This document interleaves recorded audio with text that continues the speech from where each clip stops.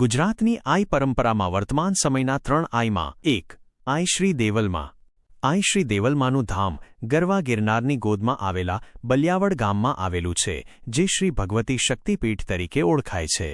માતાજી અહીંથી 18 વર્ણના સમાજને અંધશ્રદ્ધા અને વ્યસનમાંથી મુક્ત કરવાનું કાર્ય કરે છે. તેમનો મુખ્ય ભાર શિક્ષણ પર રહેલો છે.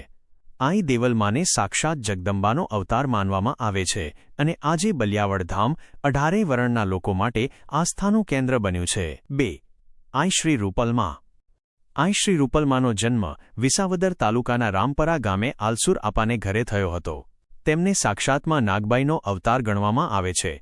8 વર્ષની નાની ઉંમરે જ તેમણે ચારણોની 3.5 પાડા નાતને રામપરામાં બોલાવીને જેમ વરુડીમાંય કુરડીમાં કટક જમાડ્યું હતું તેમ આખી નાતને જમાડી હતી. આજે રામપરા ધામ માત્ર ચારણ સમાજ માટે જ નહીં પણ 18 વર્ણના લોકોની આસ્થાનું કેન્દ્ર છે. 3. આઈ શ્રી લક્ષ્મીમાં. આઈ શ્રી લક્ષ્મીમાનું મંદિર ગીરની ગોદમાં જામવાડાથી તાલાળા રોડ પર નાણાવાડીનો નેસ ખાતે આવેલું છે. તેઓ 14 વર્ષની ઉંમરે કચ્છથી અહીં પધાર્યા હતા. તેમની સાથે આઈ શ્રી પીઠળમાં પણ અહીં પધારીને નિવાસ કર્યો હતો. અહીં માતાજીનું મંદિર અને ગૌશાળા પણ આવેલી છે.